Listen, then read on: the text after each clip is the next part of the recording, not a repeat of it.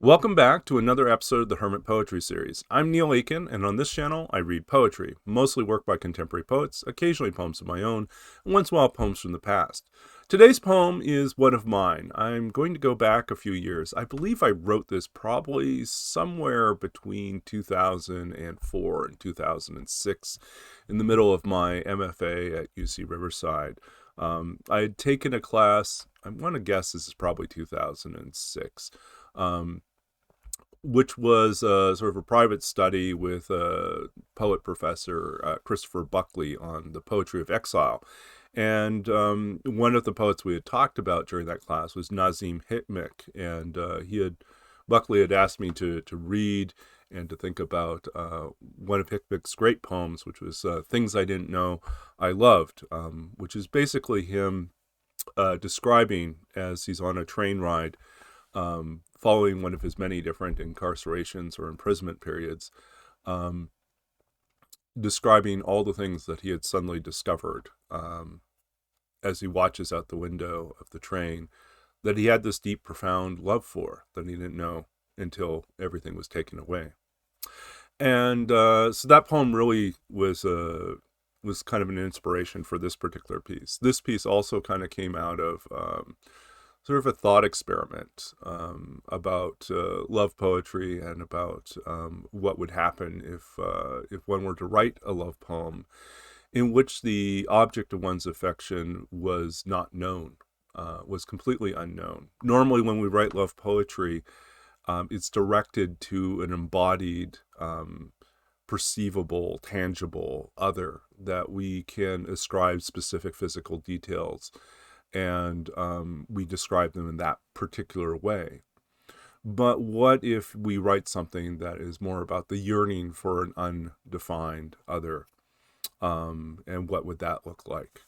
And could it get particular in a different sort of way? So that was kind of the impetus for this particular piece. This piece ended up spawning a number of different things. It spawned a series of poems that I wrote later on, called Letters to the Unknown Wife, which kind of pick up from this title and move forward. And while not exactly in the same world as this, are similar in sort of conceit. And it also led to a class in which I took at USC during my PhD, that was called Writer and Composer, and paired graduate creative writing students, poets mostly, with graduate music composition students. And so the poets would produce a text, the composers would then arrange a text, write something new, and then there was a class of vocal performance students who would then perform the actual finished product. And we would go through about 3 or 4 iterations or cycles in the course of that class, working with different composers and different singers.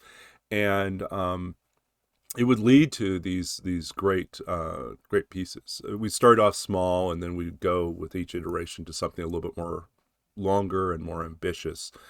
And so this is one of the pieces that grew out of that, and it was later subsequently performed. And there are a number of recordings out there that you can find on YouTube of different performances of this piece, including instrumental. So I have to credit the wonderful composer Jeffrey Perola, who I worked with on this particular piece, and how it gets translated into music. And I'll include in the description of this video a number of links to other videos that you can find where you see that performance. But in any case, here it is, as is, without the music and just simply the voice. Letter to the Unknown Wife, after Nazim Hikmet. When I was driving home this afternoon, and the hour was already late, the street lamps flickering to life, I watched the sky burn, colored with autumn. It was as if all the trees in the world contributed to the clouds. It was warm. I never knew the sky could burn like that. I wanted to call you and say, open your window and look at the sun, which is so much like my heart, blazing and sinking all at once. There are moments like this, love, when I feel I might live forever, or at least know by what name I should call you. And that was Letter to the Unknown Wife. And yeah, so anyways, I hope you enjoy this poem. If you enjoy this poem, please give this video a thumbs up. Please check out those videos to the other performances, the musical arrangements of this. And I think you'll discover there's just a lot of wonderful work that's been done. And the instrumental version that is out there as well is also fantastic. Yes, so I highly encourage you, if you haven't in the past had the opportunity to work with a composer, reach out and see if you can find someone to work with. If you are at like a program where there is a strong music composition program and you're currently a student in a writing program, there might be opportunities to suggest this type of a bridge, this type of collaborative project. And if you're out in the community, there are Facebook groups for writers and composers to find each other, to collaborate and work on projects. So I encourage you to check out those opportunities.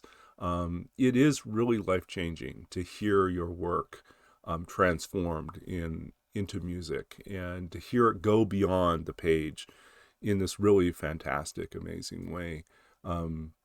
I think what I love about music and I love about settings of text is that often the emotion, a good composer can capture the emotion that's in the text, the tone, and make it even more present, more voluminous, and until it transcends the language itself, while at the same time always honoring the language that created this space. So yeah, I encourage you to explore, look into, often it's filed under contemporary classical or new music or text settings, but there's a lot of wonderful work out there, and some of it more experimental, some of it more classical, but all of it wonderful to explore and engage.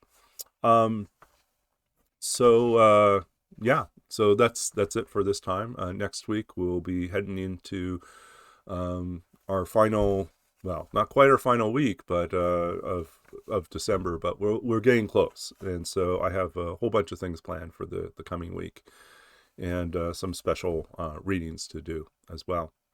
So I'm Neil Aitken. This is the Hermit Poetry Series. Thank you for tuning in, for staying till the very end, and I hope you've been enjoying these videos. If you have, please like the video, subscribe to the channel, comment below with suggestions for other poets and poems to explore and to take on in this particular series.